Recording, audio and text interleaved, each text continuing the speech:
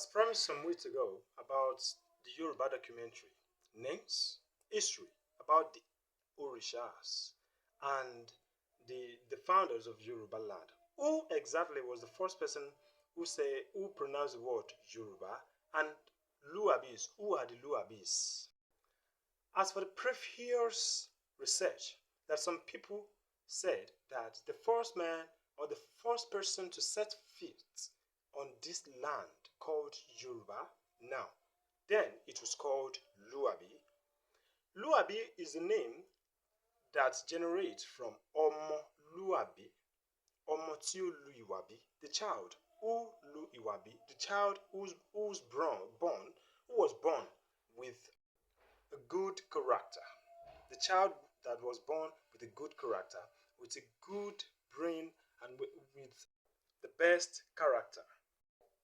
The first man who used the name Yoruba was Samuel Ajayi Crowther, a Luabi's child of 14 years old who was colonized by the British in that year, 19th century.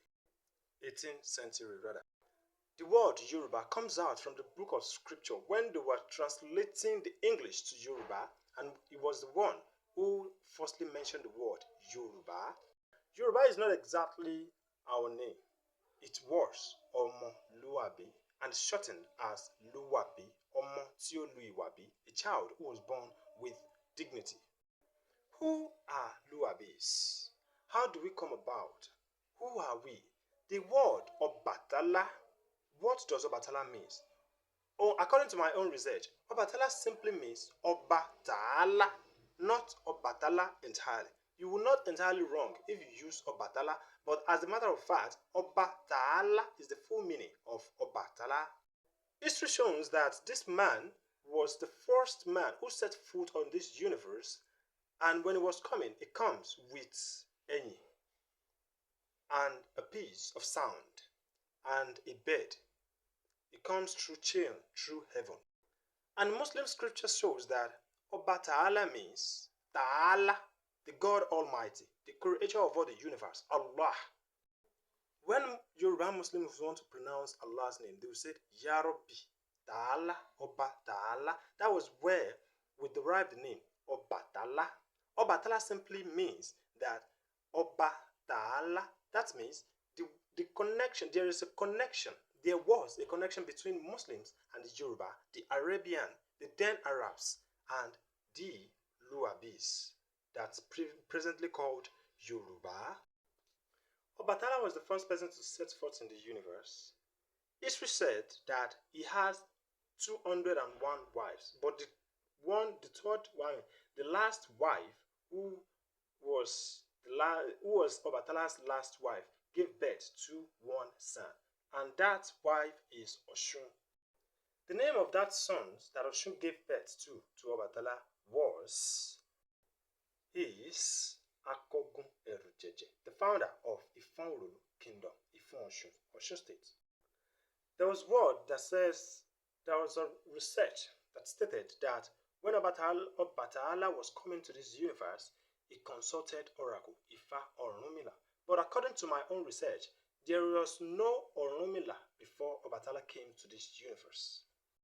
When Orunmila was coming, he met Obatala at where the land is a large scale, Ile-Ife, where the land is a large, where the origin of all the human race comes from, Ile-Ife. It was previously called Ile-Ife, not Ile-Ife.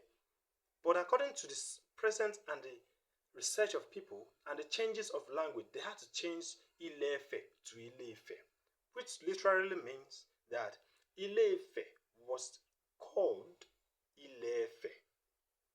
Ile to Fe, a place where it is a large scales of land, where a lot of people can live in. Then the history said that the Ile-Ife, there was no human being on earth then. So that Obatala was the one that created all the human race. But there is surprise something. How can someone who comes to this universe alone have wife, have children, and there was no one on earth then? That's a question that I will be liking you to answer me on the comment section. And who is Orunmila? Who is Eshu? Who are these Orishas, the deities? The white literally says that whatever deity means, whatever the Orisha means, they are God. But no, in Yoruba land, in Luabis land, deity Orisha is different from God. But Orisha is deity, but there is one man who they addresses as God, which is Obatala, the one that we called Obatala. Come subscribe to my channel on YouTube, Kunle Blog TV, on Facebook, Kunle Blog, on Instagram, O_Kunle Blog. Thank you. I'll be right back. I will be talking about what Orisha means, deities. Who is Eshu? Is it Eshu Beleke? Is Eshu really two or one? There are some history that says that Eshu is in two places. There was one who is good, and there is other who was bad. There is one that we called Eshu Beleke, Onile Orita, who was bad. But actually, is it really the Eshu Beleke that's bad, or the other Eshu? But I will be surprised to tell you right now that Eshu is actually one.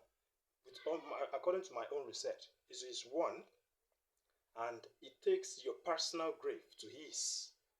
Whatever that is paining you, it takes it more pain than you.